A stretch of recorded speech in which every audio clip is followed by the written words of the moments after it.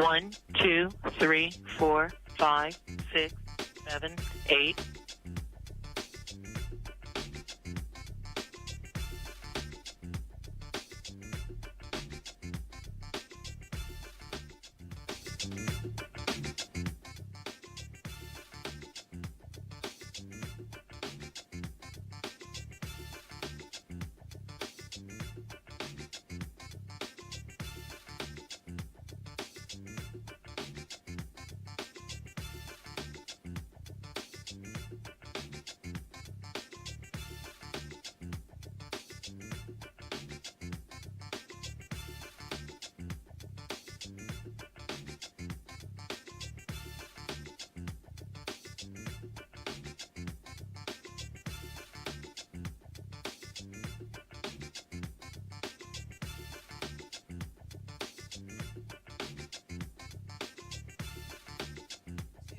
Three, 4, 5.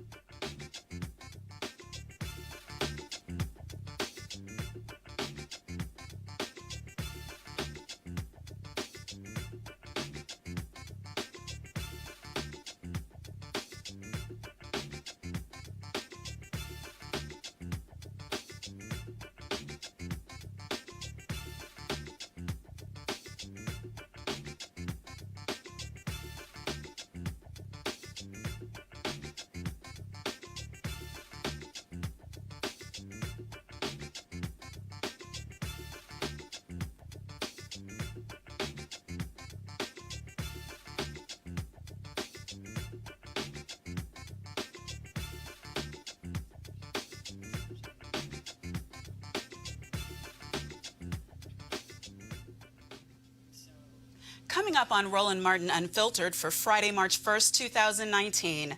I'm Monique Presley in for Roland. He'll be back on Monday.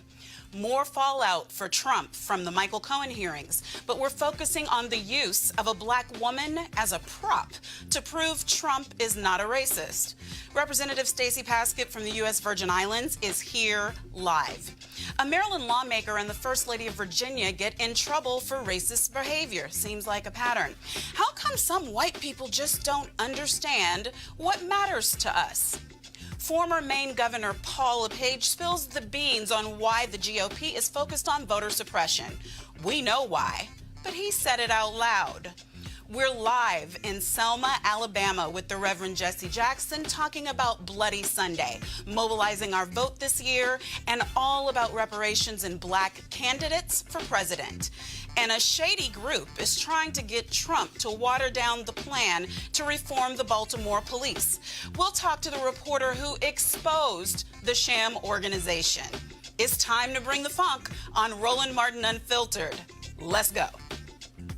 He's got it. Whatever the biz, he's on it. Whatever it is, he's got the scoop, the fact, the find. And when it breaks, he's right on time and it's rolling. Best believe he's knowing. Putting it down from sports to news to politics. With entertainment just for kicks, he's rolling. It's on go, roll, y'all. It's Roland Martin,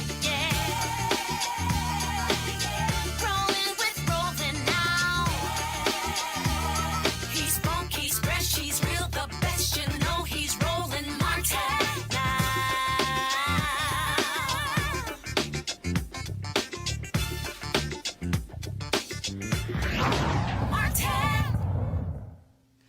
I'm Monique Presley. Roland is in Selma for the Bloody Sunday anniversary. He'll be back live on Monday.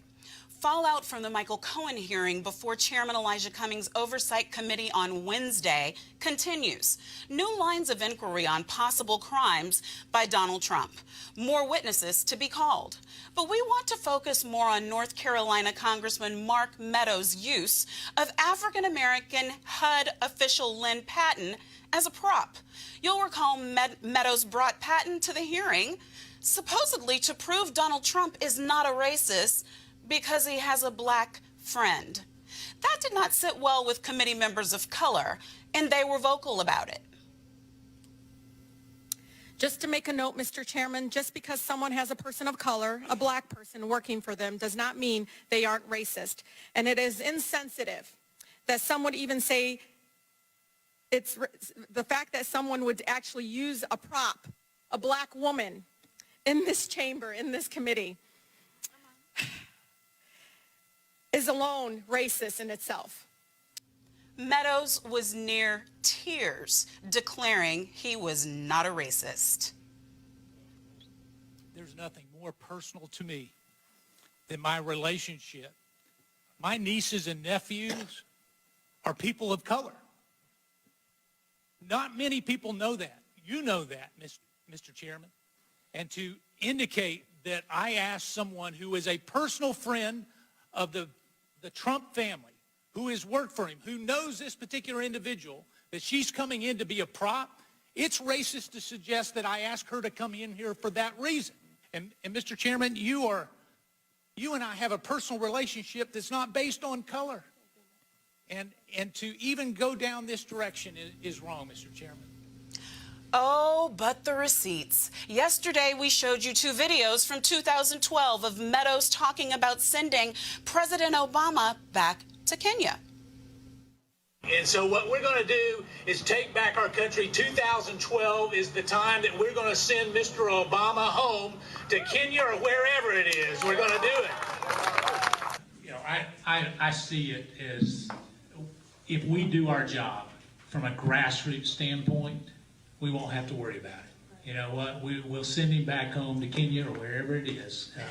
We'll send him back home. And late yesterday, a third such video was found by the Washington Post. Obama has gotten arrogant. He's using the pen to create and legislate from the executive branch, and we need to say enough and enough.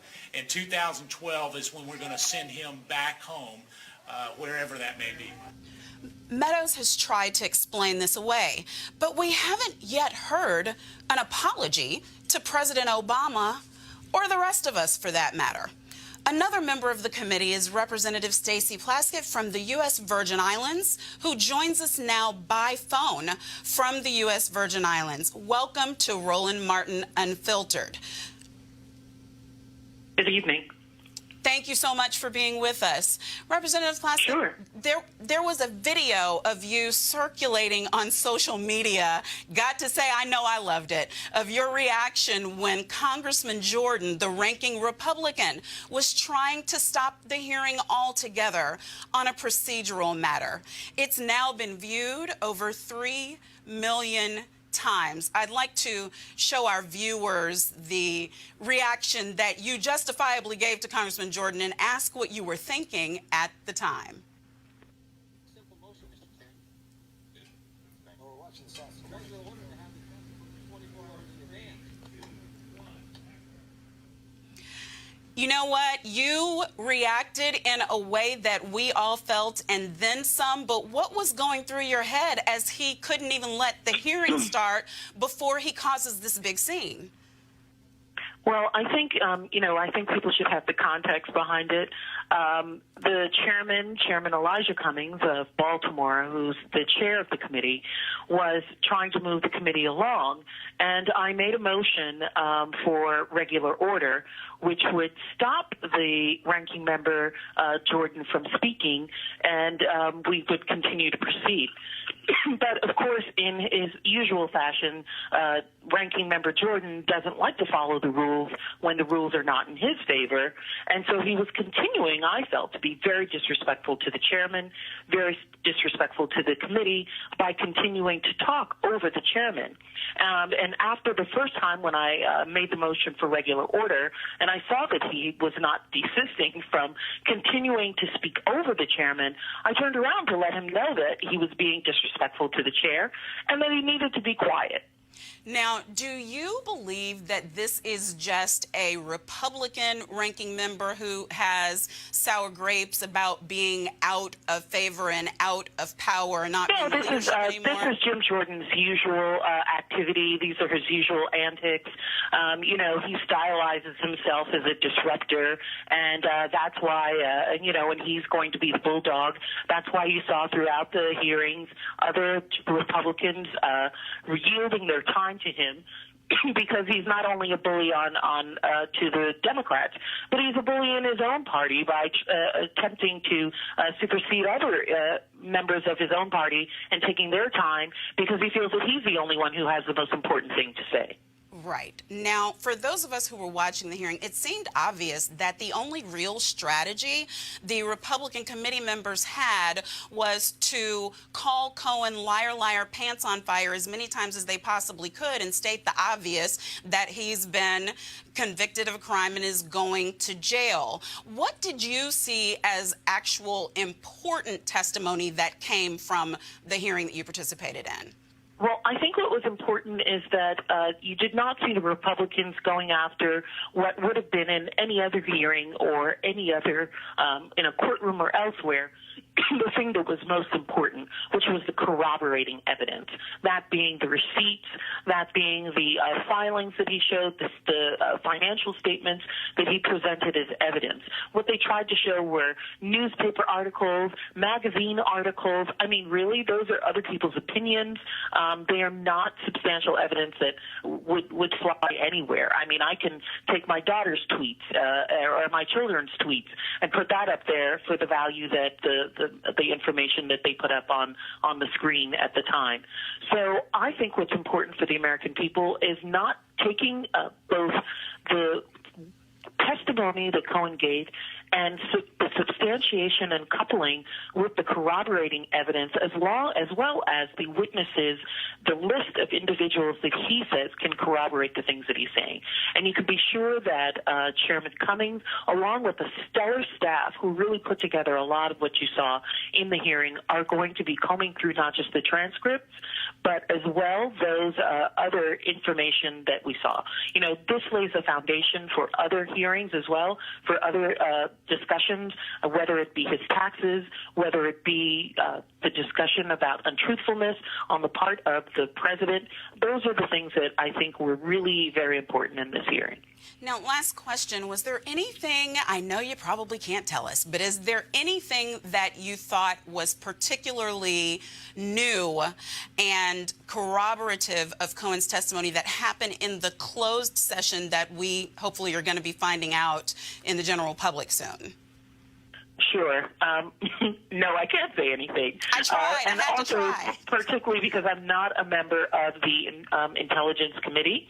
That's where it went on, and I have not spoken with my colleagues from that committee, and it's rare that they really give very substantive details about what happens in the Intelligence Committee. You know, we are all working in our lanes. Our staffs are discussing with one another, as well as the chairman, so that we're really making sure that we dot all the I's and cross the T's. As you saw in the hearing on oversight, we did not spend a lot of time on the whole Russia collusion. We really went after the criminality and questions of untruthfulness, as well as tax evasion and others, to try and lay the groundwork in that area. And the other committees are working on the specifics that they've outlined are within their purview. So I think that that's the important thing. And one thing I did want to say, you talked about Meadows and the back and forth with Congresswoman Tlaib. One of the things I think American people should understand is, of course, that's a trope, a racial trope that individuals give when they say that I have a friend, I have another individual, someone in my family is black, therefore I can't be a racist. We all know that Massa had plenty of children that were black, and that still made him a plantation owner at the time. So that's not really giving me any comfort. But what I think was really important in there, and one of the things that we see over and over again, is that I still believe that Congressman Meadows owes not only Ms. Tlaib, but others on the committee an apology for what he did in that committee. And I found it very, very telling that the individual who ended up having to tell and having to apologize was my fellow colleague, Congresswoman Tlaib. And that seems to me the usual thing that happens. If a black woman or a woman of color says that they're offended, that they've been hurt, that they've been victimized, we end up in the end making them be the one who are have to apologize for offending or bringing offense or bringing that hurt out into the public. And that's got to stop. It sure absolutely does. Thank you so much for being with us here on the show today, Representative Plaskett. But thank you also just for the example that you are for me, for young women who want to be you one day and do great things. Happy Women's History Month to you. You're doing us proud.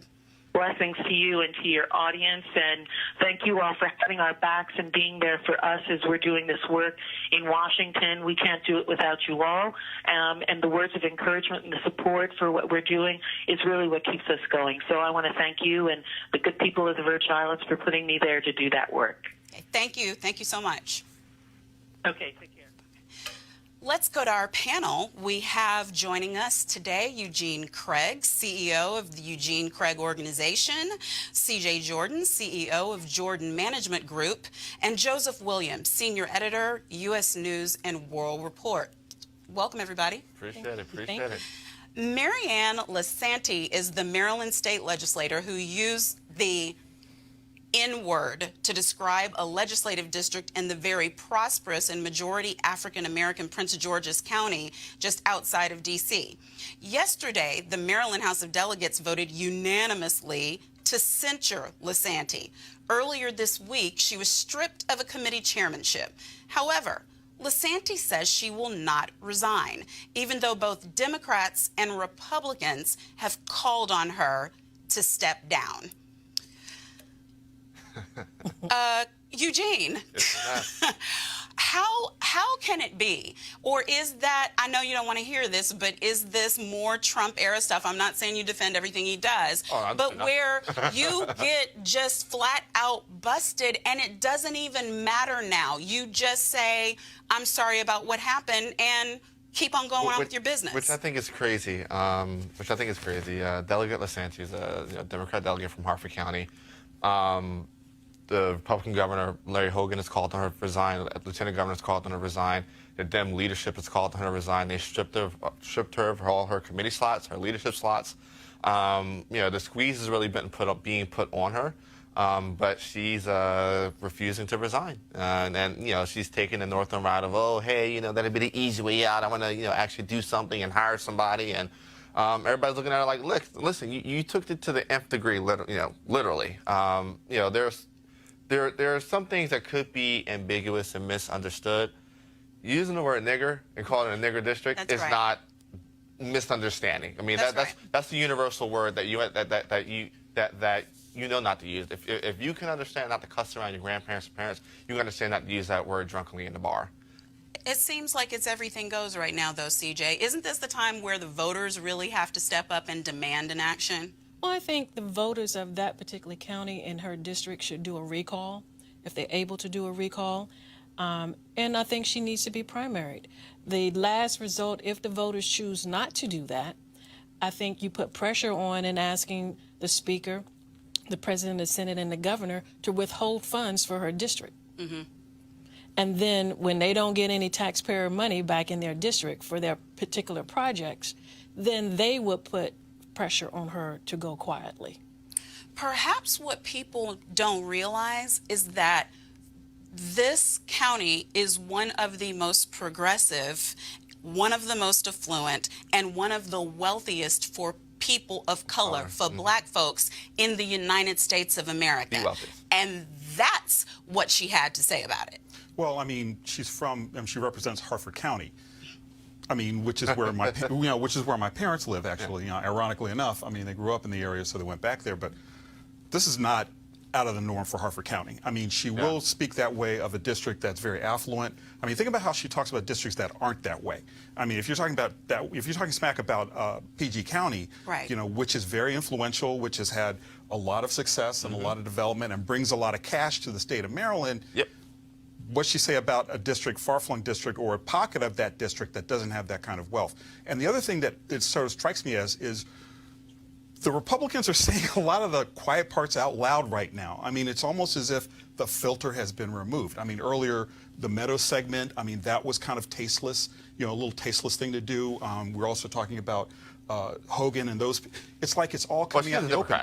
Well, she's a Democrat, but I mean, even so, Harford County is no bastion of progressivism. I agree. And and people on that conservative end, I mean, apparently Democrats can do it too because it happened in the State House of Virginia. But the one common denominator that they all have is that they're white people of a certain age. This is true. And that's the one thing that makes the sort of progress that we've having in the last couple of years really look like it's scraping against the establishment. No matter what race you are going to have to cede some power, especially to the new Black women that are on the House of Representatives. Now, in a strong county system of government, is there no vehicle for action by the governor?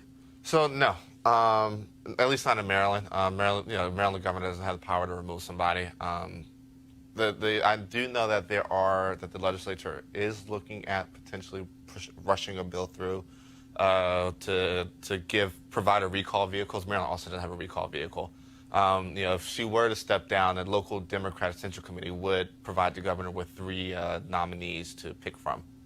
Okay. But is it likely that she is going to step down? Well, it's kind of like saying make me. I don't think she's going to step down. There's nothing. The reason that they censured her is because she refused to resign. Right. And they wouldn't even allow her to speak on.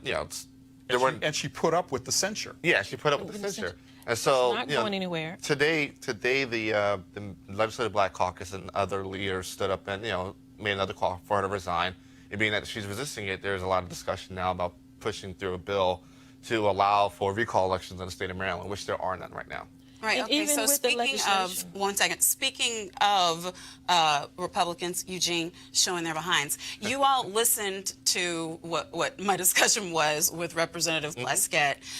Meadows. Oh, Meadows full of shit. But I'm gonna say Meadows and Jordan are two monsters of the same head. Meadows, almost coming to tears, after going back over the last half decade or so, playing the racist birtherism trope. I mean, Jim Jordan. This is Meadows and Jordan is what you get when you have extremely gerrymandered districts. There's no reason Jim Jordan should be a current sitting member of Congress after the Ohio State scandal that came out last year, in which he did far worse than Joe Paterno did at Penn State and is now a sitting member of Congress. But do you believe that, I mean, some did understand, some didn't understand that because of the rules of decorum for the committee and for it literally says in the House House rules you can't call another member a racist. And I did not think that she did. She said that it was a racist act. She didn't say that he was a racist.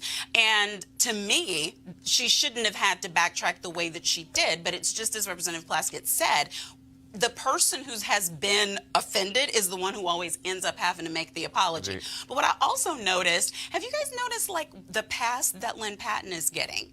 You can't just be carted out and paraded against your will. I mean, she took part in this. They properly planned it. I mean, scam. She tweeted it out earlier that morning, and there, some chat in the conservative Twitter sphere about why she was going to be there. I mean, she willingly, happily did it. I mean, this is a role, but if you understand Lynn Patton, this is the role that Lynn has played. For the last 3 or so years, Lynn has always been one of the go-to folk that's becomes, even before the pre-existing of Katrina Pierce in the Trump world, Lynn was the go-to person of, hey, I'm Donald's black friend. I want to cape for Donald. Before, she'll do it, then Omarosa would do it, and Omarosa came back and say, hey, he actually is a racist. But, Lynn is now, the go-to still. Hey, I've known Donald for X amount of years. I've known the family for X amount of years. But, Michael Cohen made an amazing point. He said, ask her you know, how many black executives there are in Trump, in the entire Trump organization across the world. And that answer and that number is absolutely zero. Right. Even when she worked for them, she wasn't an busy exec. talking over him while he was trying to give that offer of proof. Joe, how long are we going to have to deal with this I have black friends defense to racism? How old is this country? I mean, it's a standard trope. It's getting more and more tired, and I think people are kind of realizing that it's not going to work that much longer anymore. But part of the problem is that there was a Pew study that was out maybe a month and a half ago, that upwards of 75% of all white Americans do not have another friend of a different race. So in that dynamic, you have people who are scraping and trying to prove that they aren't racist because they don't think they are, but the fact that they live their lives kind of proves otherwise. And the mere fact that it's still a thing indicates that we're going to have a long way to go before it isn't. Right. The silos are real, though, CJ, for everyone, because you can talk to white people and find many that don't have black friends. You can talk to black people who do not associate with people who are not black, but not just aren't black. They don't associate with people outside of their religion. They don't associate with people outside of their neighborhoods. But there's a difference between refusing to associate and being a racist. And I've been seeing so much going back and forth on Twitter where people who are in power in majority want to call black people racist. And I keep trying to explain to them that that's no possible. Well, I think when you have such a rapid response piece through online platforms, I think you can go to the extremes. And I think at the end of the day, I don't think everybody is racist. And I think people have some issues, but doesn't mean that they are a racist. Right.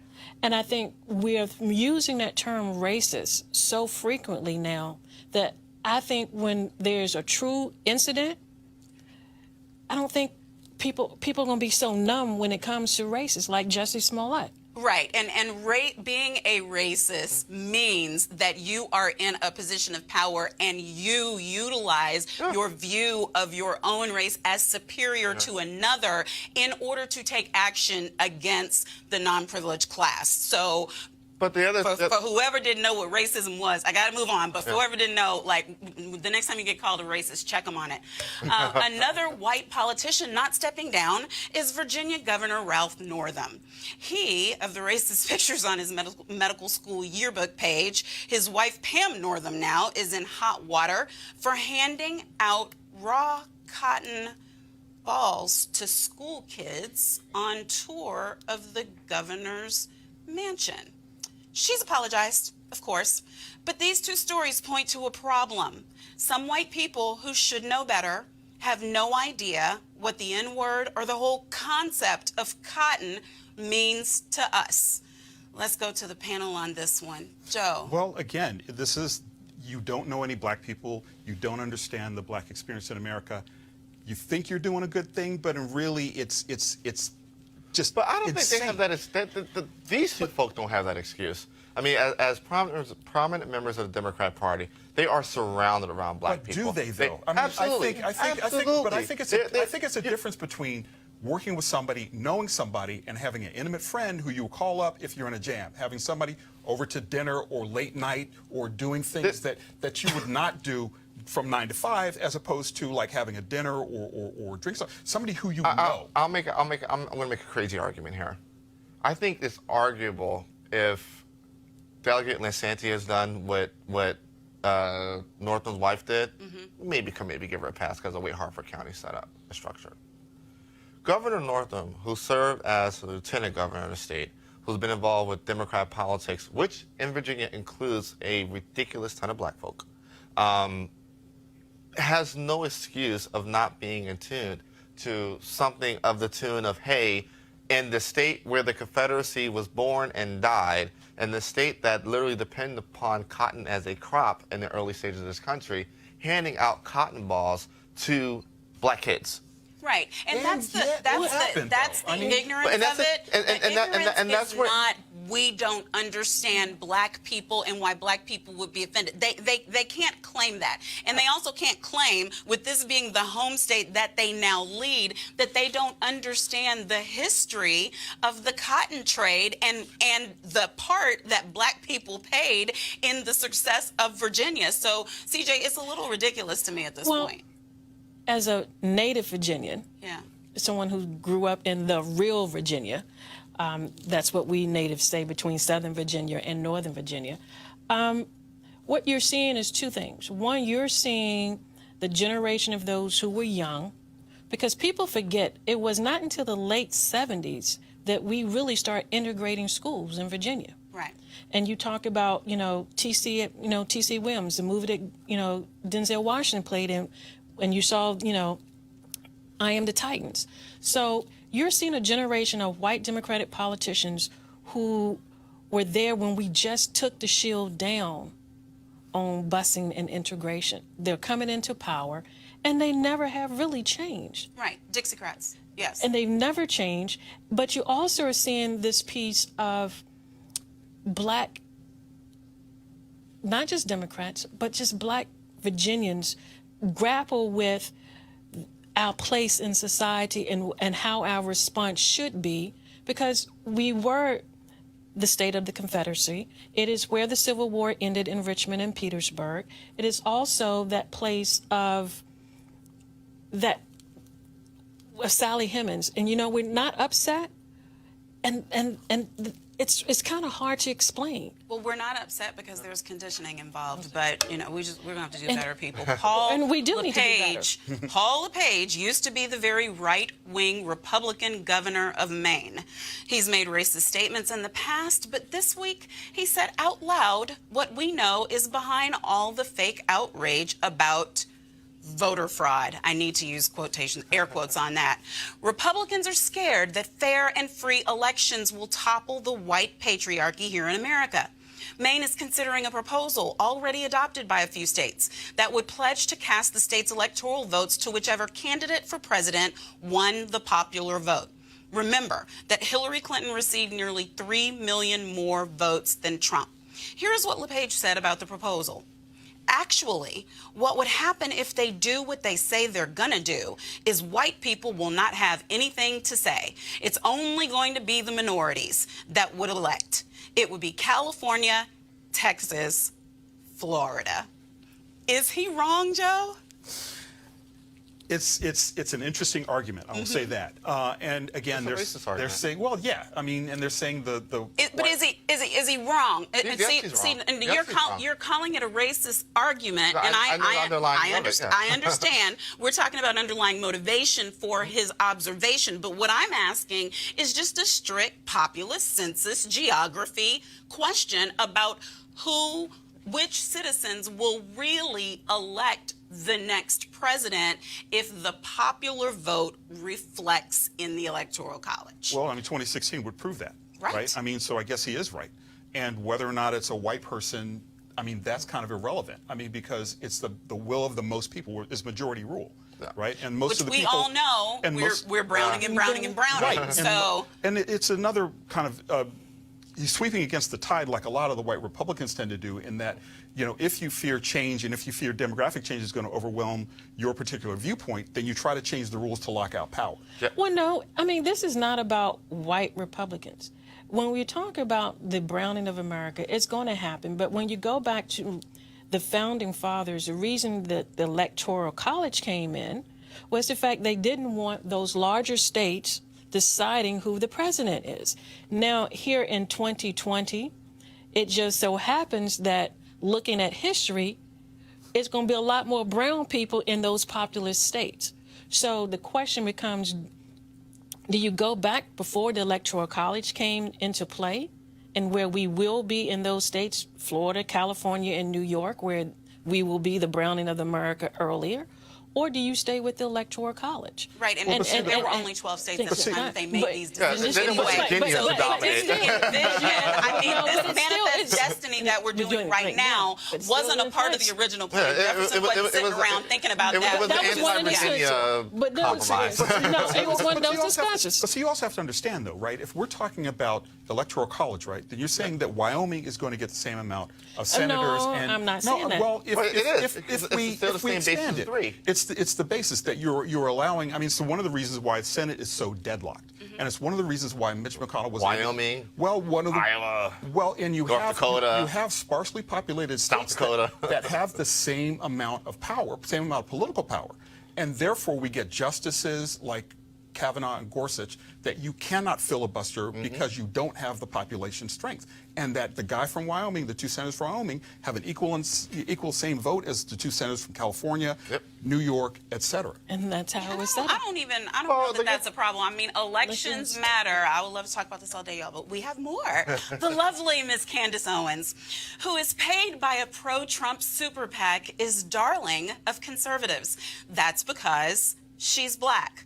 Not because she is a student of history. She proved it once again in a speech at the Conservative Political Action Committee, or CPAC, conference this week. First and foremost, stop selling us our own oppression. Stop taking away our self-confidence by telling us that we can't because of racism, because of slavery. I've never been a slave in this country. Stop telling us that we need to be obsessing over our past when we should be obsessing over our future and the potential that we have. That was short. Maybe once more again. First and foremost, stop selling us our own oppression. Stop taking away our self-confidence by telling us that we can't because of racism, because of slavery. I've never been a slave in this country. Stop telling us that we need to be obsessing over our past when we should be obsessing over our future and the potential that we have. Yeah, so if one of us isn't free, then we're all not free. She probably doesn't know about quotes like that. Oh, she does. Because she sued. She sued and won. She sued and won. She sued and won and said the school district that she attended school in was racist and discriminated against her and blah, blah, blah, blah, blah, and sued them and won. What you're seeing right now is what happens when the conservative movement is able to pick off somebody. You know, they have a hot moment. You know, there are a lot of folk go through it. You know, at one point in time, I went through a small version of it. They pick you off, you have a hot moment, they blow you up, and then, you know, you feel as though you have to, you know, just run along with whatever the narrative is. And that's what you're getting out of Candace Owens. You know, very rarely do I agree with Joe Walsh, but, you know, he came out and said today, listen, you guys are being played by her. I mean, she's done nothing. She's made no strides to the black community. I mean, she's literally if you could take Matt Boyle or Ben Shapiro and put a black female face on it, that's what you're getting, Candace Owens. Well, I mean, understand. She's entertainment purposes only. She's worse than Katrina. She's worse than Katrina Pearson in Manhattan. I'm not sure about that. But here's the thing. What she's saying, though, is not just the inflammatory entertainment purposes stuff. It's the complete disrespect for the resiliency of her own people, because she's saying, you know, stop taking away. Why does she think they can take my confidence away? Or any of us, for that matter? I mean, we are, 156 years out of slavery, and we've had presidents, and we're about to see all of the women of Congress who are of color, and all of the things that we've done while still dealing with systemic oppression for the entirety of the time since the Emancipation Proclamation.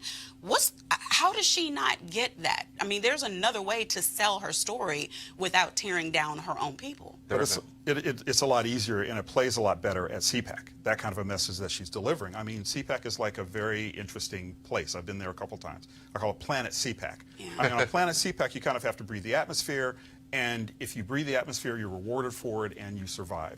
So I think that what she is doing, she's having a hot moment, and her hot moment says she's going to go with the flow, and that's that. I mean, it doesn't matter if it's not true. Yeah, I mean, I don't hate the game. You know, she's got game. I just wish she would use her powers for good instead of evil. CJ. Well, I like Candace. She is a friend. Is she provocative? Yes. I love Katrina. And I think each one of us that are black women who are Republican, who are conservative, our delivery is different. It's no different than you have, you know, some conservative black males. And so, like Jesse Williams. So you have different women, different platforms who go out there and speak. Right. But she's not provocative. She's not conservative. Only. I mean, never mind conservative. She's not provocative, though, only. She lies, right, with impunity. She gives false facts in speeches, and then she says things intentionally that aren't just provocative but that are destructive to others in order to advance herself. How I mean, I'm not saying how can you be a friend, because I have some friends who people challenge me about. What I'm saying is, do you ever have an opportunity to infuse some of the very rational thought that you've been exhibiting, at least so far in our conversation tonight? I think all of us, when we get together, we have our own real talk when we all get together. And I think for Candace is defending what she believes in and how she wants to deliver that conservative message in order for people to hear what she's attempting to say and on her platform. My platform is different. I focus on African-American businesses and what this administration has done, like over 9% growth on SBA loans to black-owned businesses. We have 400% growth in black-owned businesses under this administration. Just 2 weeks ago, we had black CEOs that announced $2.5 billion worth of shovel-ready projects and opportunity investment zones at the White House. And so that's where my focus is. Right. So, but Eugene, I mean, we've had this conversation before. There's a difference between a conservative, even a brand new baby conservative, and a Trumpkin. And to me, these people that we're seeing that have sprouted up in the past 2 years or 3 years, because since the election time, do not reflect conservative values at all. Not at all. I mean, Candace Owens is not a conservative. She's, maybe been a Republican for a couple months now, and one of the little snippets in the Vice documentary was done that she, slipped up and said, I became Republican 2 weeks ago. Mm-hmm. And this is, 2 years almost into the Trump administration. The thing is this, there are amazing, this is Women's History Month, I think this is a continuation of Black History Month. There are amazing black women conservatives that have been with the Republican Party since the beginning. I mean, we have folk like Kay Coach James and Condoleezza Rice. I mean, we have folk like Tara Setmeyer. I mean, there's a broad reality of strong black female conservatives. Candace Owens isn't among them. I was going to say earlier, I'll take Katrina Pearson, who's somebody that actually has legitimate conservative bona fide credentials, over Candace Owens. You'll never hear Katrina go out there and justify Hitler and try to clean it up and just say, oh, hey, it was okay, cool if he did this in Germany, but when he took it international, that's when it got messed up. That's not conservatism. Right. Neo-Nazism is not scary. conservatism. That is white supremacy. And the thing is this, the fact that she felt comfortable even vocalizing something like that showed you how screwed up and fucked up Turning Point is. That, they kept her and they coddled her and they said, hey, it's just a boob, keep moving. Cover your ears. We I'm dropped an F-bomb. Okay, we've got plenty of more really great show left, and Eugene's going to get some soap in his mouth before we come back. Let's take a break, and then we'll be back with the Reverend Jesse Jackson Sr., live from Selma, Alabama. You want to check out Roland Martin Unfiltered? YouTube.com/Roland S. Martin. And subscribe to our YouTube channel. There's only one daily digital show out here that keeps it black and keep it real. It's Roland Martin Unfiltered. See that name right there? Roland Martin Unfiltered. Like, share, and subscribe to our YouTube channel. That's YouTube.com/Roland S. Martin. And don't forget to turn on your notifications so when we go live, you'll know it. You want to support Roland Martin Unfiltered? Be sure to join our Bring the Funk fan club. Every dollar that you give to us supports our daily digital show. There's only one daily digital show out here that keeps it black and keep it real. It's Roland Martin Unfiltered. Support the Roland Martin Unfiltered daily digital show by going to RolandMartinUnfiltered.com. Our goal is to get 20,000 of our fans contributing $50 each for the whole year. You can make this possible. RolandMartinUnfiltered.com. Hey everybody, this is Sherry Shepherd. You're watching Roland Martin Unfiltered, and while he's doing Unfiltered, I'm practicing the wobble. Yes, I am. Because Roland Martin's the one, he will do it backwards, he will do it on the side. He messes everybody up when he gets into the wobble, because he doesn't know how to do it, so he does it backwards. And it just messes me up every single time. So, I'm working on it. I got it. You got Roland Martin. Hi, my name is LaToya Luckett, and you're watching Roland Martin Unfiltered. What's going on, everybody? It's your boy, Mac Wiles, and you are watching Roland Martin Unfiltered. What's up, y'all? It's Ryan Destiny, and you're watching Roland Martin Unfiltered. What up, Lana Well, and you are watching Roland Martin Unfiltered.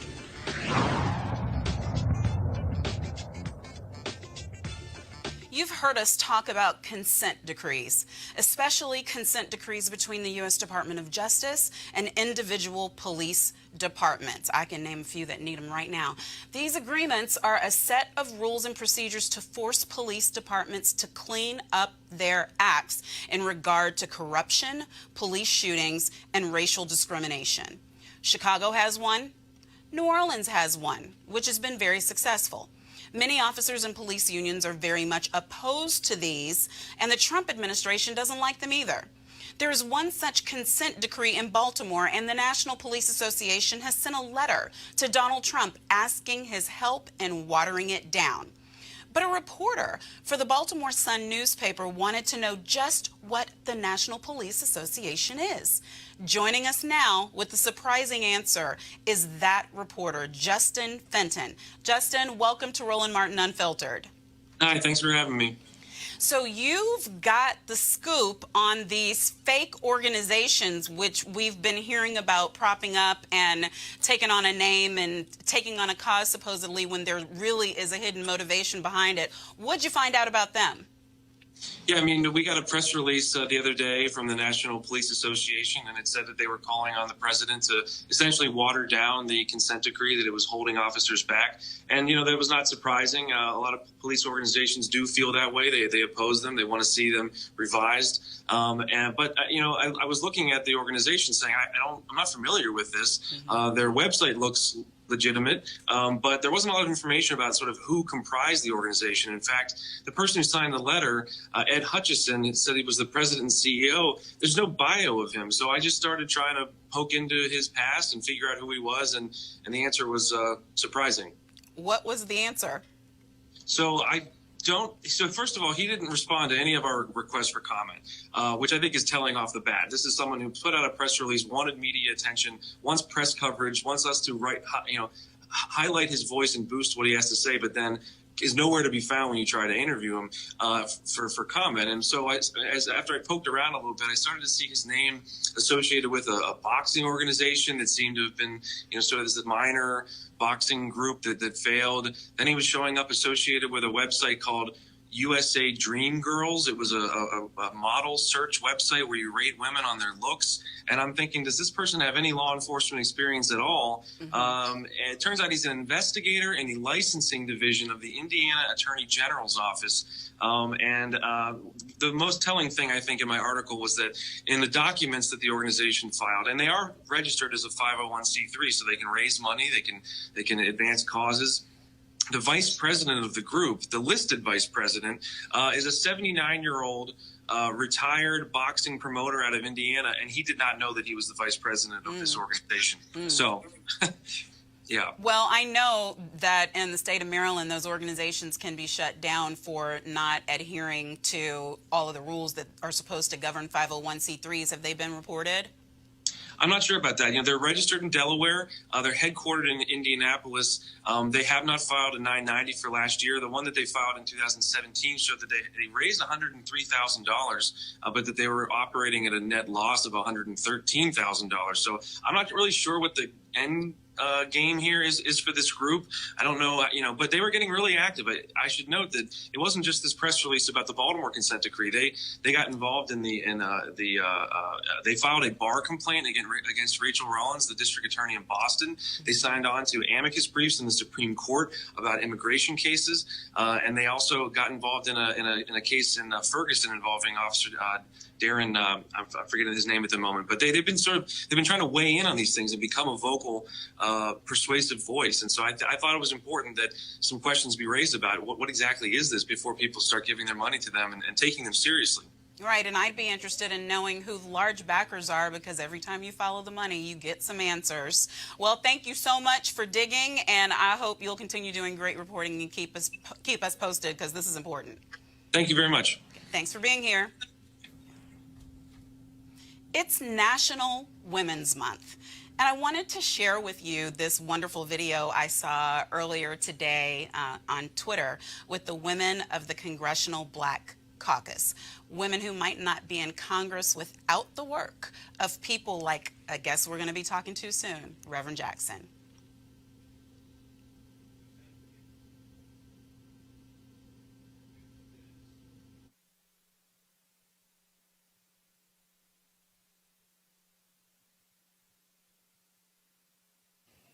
You may write me down in history with your bitter, twisted lies. You may trod me in the very dirt, but still, like dust, I'll rise.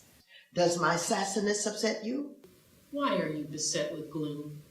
'Cause I walk like I've got oil wells pumping in my living room. Just like moons and like suns, with the certainty of times. Just like hopes springing high, still I'll rise. Did you want to see me broken? Bowed head, lowered eyes? Shoulders falling down like teardrops, weakened by my soulful cries. Does my haughtiness offend you? Don't you take it awful hard? 'Cause I laugh like I've got gold mines digging in my own backyard. You may shoot me with your words. You may cut me with your eyes. You may kill me with your hatefulness, but still, like air, I'll rise. Does my sexiness upset you? Does it come as a surprise? That I dance like I've got diamonds at the meeting of my thighs. Out of the huts of history's shame, I rise. Up from a past that's rooted in pain, I rise. I'm a black ocean leaping and wide. Welling and swelling, I bear in the tide. Leaving behind nights of terror and fears, I rise. Into a daybreak that's wondrously clear, I rise. Bringing the gifts that my ancestors gave. I am the dream and the hope of the slave. I rise. I rise. I rise. And indeed, still we rise. Last month, Roland talked to Sally Cohn, the author of the book, The Opposite of Hate. They discussed hate and how it plays a serious role in today's news, politics, and even internet trolling. Take a look. All right, Sally, glad to have you here. Let's get right into it. Your book is called The Opposite of Hate, a field guide to repairing our humanity. But the reality is we're living in a time where folks are operating on polar opposites. When you look at the language emanating from the White House, attacks on undocumented workers, when you look at just every form of criticism, it is as if we are in a death match every time there's a conversation. As per usual, Roland, I couldn't have said it better myself, and nice to see you. Yeah, I mean, here's the thing. If it gives anyone comfort, this may not be the worst, ugliest, nastiest moment in human or certainly in United States history, right? We are a country that, as we all know, or at least as your viewers and your viewers know, was founded on hate, obviously the genocide of Native people founded on and built on enslaving Africans. And this isn't like we've fought tooth and nail, community by community by community, decade by decade by decade ever since, just to give even little bits of progress toward humanity, towards group after group after group. So, unfortunately, this kind of animosity, this kind of us versus them, this kind of deep hate and resentment is part and parcel of who we seem to be as a nation. And at the same time, that's never stopped us from fighting against it and demanding that we do better, learn better, act better, be better, to borrow from Melania Trump, ironically. And I continue to hold out hope, at least, that our side of the equation can hold the country's feet to the fire. But one of the things that jumps out, I mean, you have a chapter called Why We Hate the Trolls, and you talk about when you worked at Fox News and how folks are off camera. And the reality is, I believe, especially when you talk about conservative radio and a lot of the folks on Fox News, that they know this is a game. And the reality is they're playing a game. The problem is it's a dangerous game because the people who are listening to that every single day. I don't think people, look, I'm born and raised in Texas. I don't think people understand when you go to Texas and Louisiana and you go to Arkansas, you go to all those red states. I mean, you are bombarded with the same messaging every single day on 5 and 6 talk radio stations, and they watch Fox News all day, and that's all they hear. Oh, absolutely. And I mean, listen, I don't think we should make, we don't have to sort of over-characterize the dangers of rhetoric and speech, right? Like, I don't think that, you know, we live in a free society where we allow free speech, even hate speech, for better or for worse. And that's part of our democracy and part of what we've always believed as a country. And what I certainly believe is that the answer to bad speech is more speech, is good speech, is positive speech, constructive speech, speech that corrects wrongs and rights our country and our values. And at the same time, like, all we have to do is look at, you know, you're talking about Fox is certainly one problem. The president is obviously a problem. At his own rally this week, he's, you know, attacking the media live right there. And one of his supporters turns and attacks a BBC cameraman. I mean, there are direct consequences, and you're exactly right. I don't want to give too much credit to Trump. I don't know if he knows what he's doing or he doesn't know what he's doing, but he damn well should. And it's reckless, it's irresponsible, and increasingly it's very, very dangerous. And one of the things that you know, I wish we could have is, I mean, I think back to the 60s. And the other day I was watching several documentaries, and I Am Not Your Negro, James Baldwin. I was watching something on Malcolm X as well. And what people don't understand, you had shows like Dick Cavett, and you had other shows that were talk shows, but you had real vigorous debate. Malcolm X, I mean, we talk about Muhammad Ali and Nikki Giovanni, when you had Gore Vidal and William Buckley, and you had, again, James Baldwin and these debates. I mean, you had real conversations, debates. They weren't strangling each other. They weren't saying, cut your mic off. And you really had these thought-provoking debates. And I think part of the problem today, when we talk about this level of hate, is that we have people who are playing to the cheap seats, and they really don't want vigorous debate. They really don't want to be challenged by folks from the other side. And I talk about all the time, you know, it's amazing how all these Fox News shows are scared to even call me. And I'm going, okay, you want to debate? Let's go. But it's a game, and it's a financial game. It's a ratings game. And it's not a quest for true information. It's really, you know what? How much money can we make? Well, I mean, you want to go, like, make the deeper cut here. The truth is, again, it's not just Fox. And listen, I mean, I sort of, I think it's so easy to point out the hate and the hypocrisy and the nastiness and the cruelty and the bias and the bigotry on the right and the far right and the Fox and the Trump and the whatever, and I'll continue to do it till the cows come home. It's bad, it's abominable, and it's worse than almost anything else we can point to. And let's not let everybody off the hook, including our side, right? So, like, why don't we see exactly what you're talking about, Roland, on, you know, MSNBC or CNN for that matter, or on network television? Because, right? again, I think it goes back to the game. I think, unfortunately, what has happened, and it really is, and for those of us who study this medium, look, there was a time when news was not a profit generator, okay? It wasn't. I mean, it was about the public good. But I think what has happened is we've turned media now into infotainment, into entertainment, and we're getting away from how can we discuss the issues. I don't give a damn if Senator Kirsten Gillibrand ate fried chicken with her fingers or with a fork. I really don't, okay? What was she there talking about in South Carolina? And I think that's also what generates this hate, because see, there you go, and as opposed to, what does she say? What is she talking about? To watch the whole 34-minute interview, just head over to youtube.com/Roland S. Martin. You've heard us. That was not Correct? Okay. Looks like we're going to go and take a break. And then when we come back, we have some good news about HBCUs.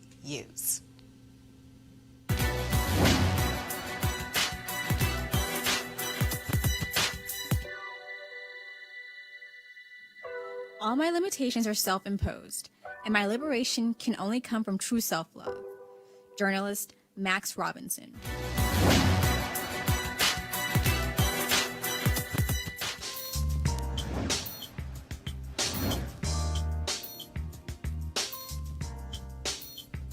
For today's #HBCU Giving Day, our school is Cheyney University of Pennsylvania.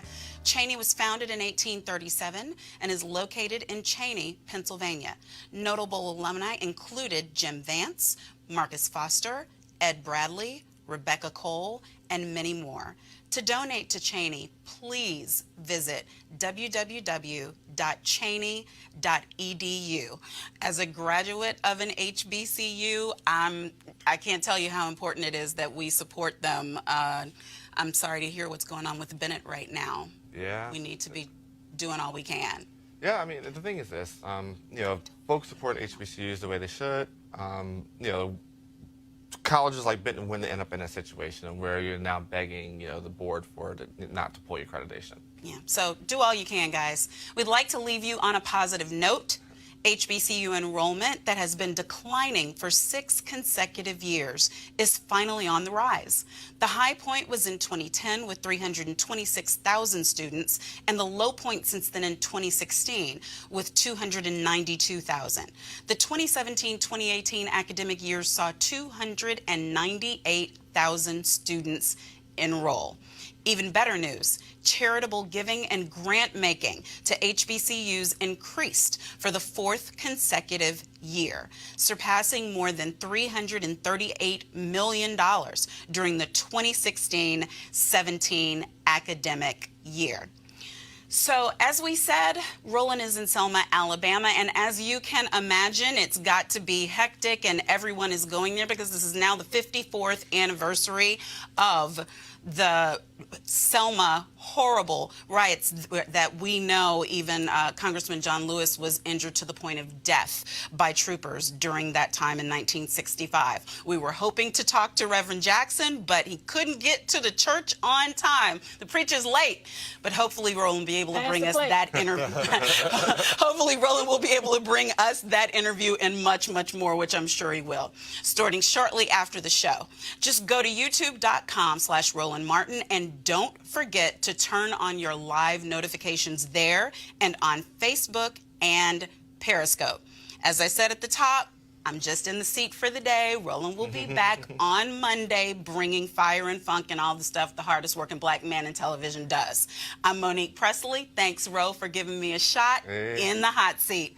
Thank you to our panel. Appreciate it. Thank you. Have a great weekend, everybody.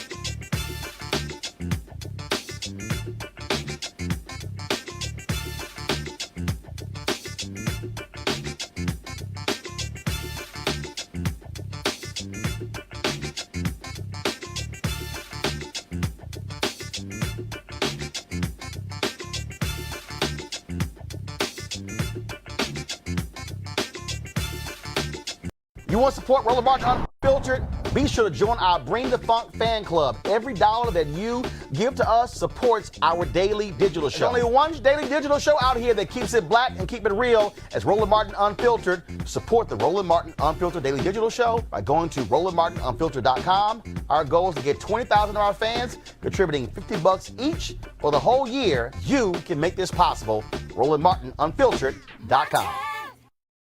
You want to check out Roland Martin Unfiltered?